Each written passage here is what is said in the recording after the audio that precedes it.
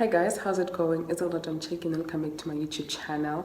Today let's talk about dividend and growth investing. These are two common investing strategies and we have them just for one goal, and that is to have money. And these strategies are dividend investing strategy and growth investing strategy. And in this video, we are going to dive a little bit deeper into them just so that you can understand them a bit better. And please remember that none of my videos constitute as financial advice. I am not a financial advisor. When I started investing, I was just so excited to start. And also I believed that the stock market is going to make me a whole lot of money. I did not know that there are investing strategies that actually guide our investing journey. And these two strategies are the ones that I've mentioned, being growth investing and dividend investing. I was just excited to start because the idea of investing and getting returns really fascinated me. And I was like, this must be the most laziest way to make money. You know, this is just where I was when I started my investing journey. Until I found out about these two strategies, and then I was like, oh, I really need to understand what I'm doing here. The idea of it is very interesting. And you hear a lot of people saying that the stock market made them a whole lot of money, made them millionaires, and you want to be part of that people, right? But then we have these strategies and I had to learn them to be comfortable with them so that I can make better investing decisions. And you also need to get on top of that to make better investing decisions. Remember that we invest for different reasons, right? And that's why we even have these two strategies, because they focus on two different things. You can find that you're investing for passive income and then find that somebody's investing for capital growth. And also the risk tolerance being a factor, you can find that I am comfortable with dividend investing and somebody's comfortable with growth investing. It's a matter of adopting the one approach that works for you. And unfortunately, there are a lot of people that are investing, but they don't know if they are growth investors or dividend investors, or both even. And somebody does not even know that by buying these companies, this is them focusing on growth. By buying these companies, this is them focusing on dividend investing, because they don't know the definition or what these two strategies focus on. And today we're going to clear all of that. The good thing about knowing which one you're going with is that you are going to be intentional about investing, and you will be choosing a strategy that aligns with your goals. You are now going to research these companies for a specific reason, either being growth or dividends. And remember that factors you're going to consider when you invest for growth are going to be different to factors you're going to consider when you invest for dividends, because these are two different strategies. And being more intentional, actually, you are increasing the likelihood of your portfolio experiencing enough growth to fund your future without any major sacrifices. And don't get me wrong, it's not about choosing one strategy. It's about knowing what the difference is. Remember that you can either go for dividend strictly or growth strictly, or you can do both. And sometimes by just buying one stock, you are doing both, but then you are just not aware. Just that now, for example, if you find that a company has a 3% dividend yield, but then they have a high growth, you buying your shares in that company is you doing both of this strategy by just buying one company. It is possible like that.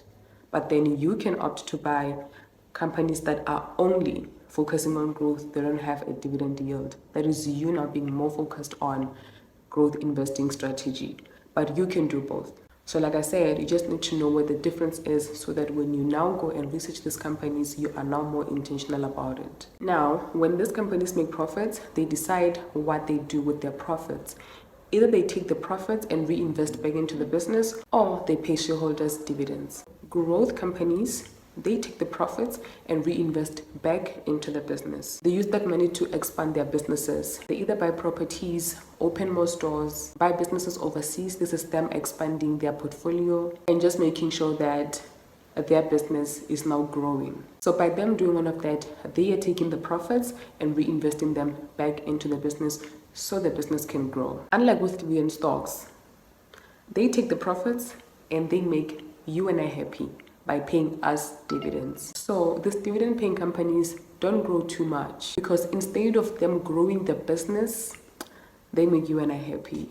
We are the priority. So growth stocks have little to no dividends and dividend stocks have little growth. And most of these growth companies, their revenues, their assets, their cash, their profits are increasing so much compared to dividend paying companies. So growth companies tend to dominate the market, and they have a higher market share because when they expand their businesses, they're actually getting ahead of their competitors. They actually do well. That's why you'll find that a company's share price has grown by 80% in the past year. That's because they are focusing on growth, not dividend. To just give you an example, we are going to look at Absa and Capitec. Remember that you can only compare apples with apples, meaning that you have to compare companies in the same industry. So we are going to look at the share price chart of Absa and Capitec, and I chose Absa and Capitec because Capitec has a low dividend yield and Absa has high dividend yield, I think about 8%, but let's find out. So looking at Capitec Bank Holding, so for you to get this, you have to just get on Google and type Capitec share price or any company, if it's Shoprite, you type Shoprite share price and this is going to come up. So on here we have the share price and then we have the period, right, that shows the share price movement.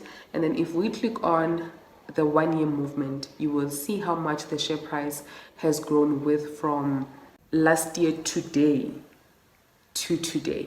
So this is from the 10th of November 2023, and we can see how much the share price was, and today the share price has grown by 71.9%. That is a lot, meaning that if you had invested 10,000 in this company, you would have gained more than 7,000, right? That would be your return by just investing in this company. And if we can look at the dividend yield, it's only 1.65%. This is so little, right? We can just see that they don't pay too much in dividends. So instead of them taking so much money and making somebody like you and I happy, not that they shouldn't, but they make us happy by growing their business, not in a way that we want to be made happy, which is receiving dividends, right? So you can just see that that dividend yield is only 1.65%, meaning that for every 3,000 you invest in Capitec, you are only going to get paid 1.65% in dividends, and they're keeping the rest to invest back into the business. So if we look at Absa, we see that the share price movement for a year is minus 4.88%. This means that if you had invested money in this company, if you had started investing actually in this company a year ago, you would have lost some of your money by 4.88%. And if we can look at the dividend yield is 8.12%, this is a lot. So if you are now going to invest in Absa, you should be expecting dividends. You should not be expecting growth, right? But with Capitec, you know that you're going to expect growth but not dividends. So this is to just highlight the difference between growth investing and dividend investing, and you cannot get the two mixed up. The people who actually get shocked that this kind of things happen where their investment in that company is growing exponentially, but then they are not receiving a lot in dividends. And you just see that, oh, okay, you do not take your time to go and learn about these two strategies, because if you are now investing in Absa, you cannot expect so much in growth, because the way in which they are making you happy is by paying you dividends. And then Capitec is making you happy by growing the business, knowing that when they grow the business, the share price is going to increase and your capital is growing. But then growth stocks are more volatile than dividend stocks. When the market fluctuates, they actually take deep nosedives. So they get hit the hardest than dividend stocks. And it's because investors seek income. So for as long as there is capital growth, they're going to keep their shares. But when there is now a bit of fluctuations, they see that, okay, like now the capital is going down, meaning that the share price is a bit declining. They sell their shares and then they take their money because they don't want to lose more money. And oftentimes they do that because they don't know when the market is going to recover. So for them to be safe, they have to sell their shares. That is what is causing that volatility. But then if you look at it from being an opportunist, you know that when the share price declines, you buy more. But you have to be careful with it, because you don't want to be buying more shares of a company just because the share price is declining and then to find that actually the company is just going down. You have to be very strategic and smart about it. And all of this is different with dividend investing because it provides stability. Even though the market is taking a nosedive, you stay invested because your aim is to receive dividends.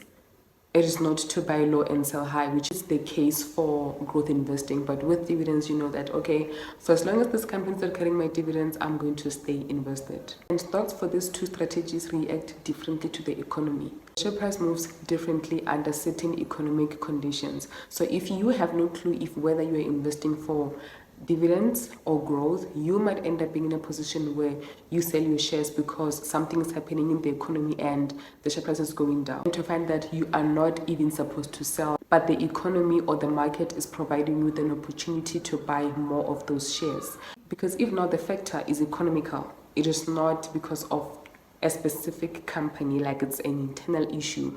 You know that, oh, okay, well, we might, bounce back economically, and this company is not like they're taking bad investing decisions or bad strategic decisions.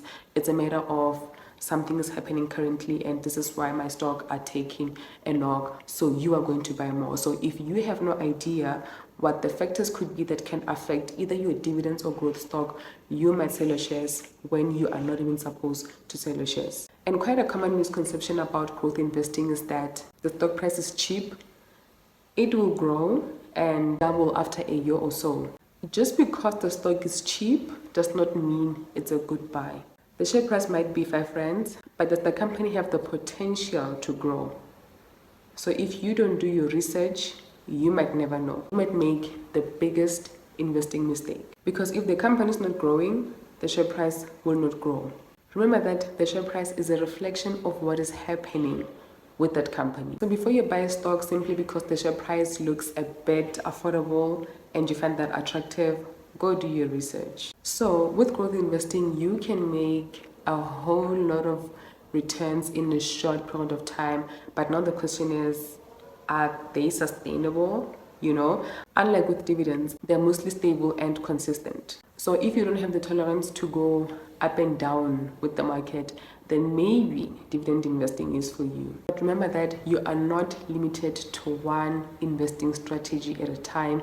Like I've said at the beginning of the video, that you can do both. And in as much as dividends are nice, getting that notification is nice, but seeing your portfolio growing with 50%, 70%, we just saw Capitec that it grew people's money with more than 70%. Just seeing that actually is way more nicer than dividends, And to just be honest, growth investing can beat dividend investing 10 times, if not 100 times.